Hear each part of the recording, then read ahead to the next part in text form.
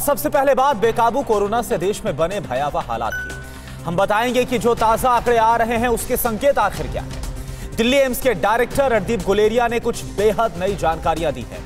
हम उसके बारे में भी आपको बताएंगे। कोरोना से जुड़ी खबरों के लिए देखते हैं टॉप 9 कोरोना से जान। कई दिनों बाद देश में नए केस की संख्या में गिरावट आई है। पिछले 24 घंटे में देश में 2,56,828 केस सामने आए। हालांकि मौत का आंकड़ा एक बार फिर से बढ़कर रिकॉर्ड 1,757 के स्तर पर पहुंच गया है। 24 घंटे में 1,54,234 लोग रिकवर भी हुए हैं।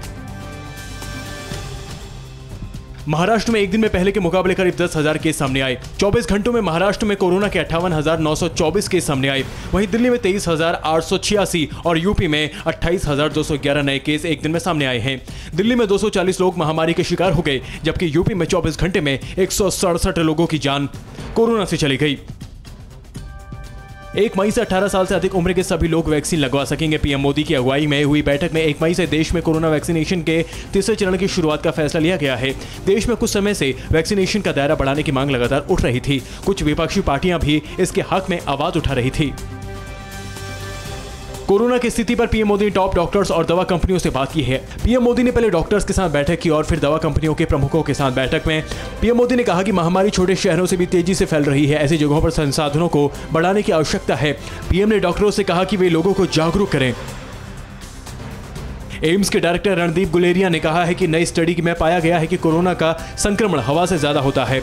सरफेस का रोल कम है, इसलिए मास्क लगाएं, दूरी बनाएं और बंद जगहों पर कम से कम रहें।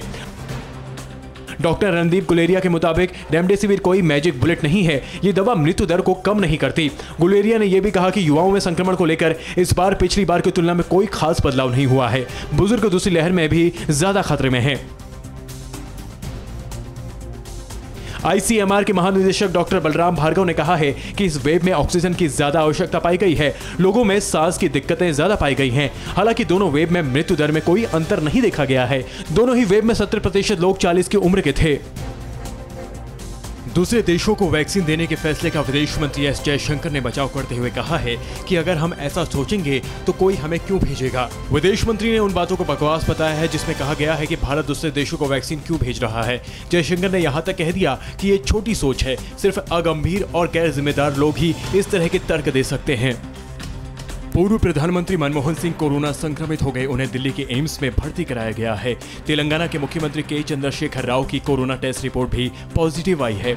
उन्हें हल्के लक्षण हैं। डॉक्टरों की एक टीम उनके स्वास्थ्य की निगरानी कर रही है।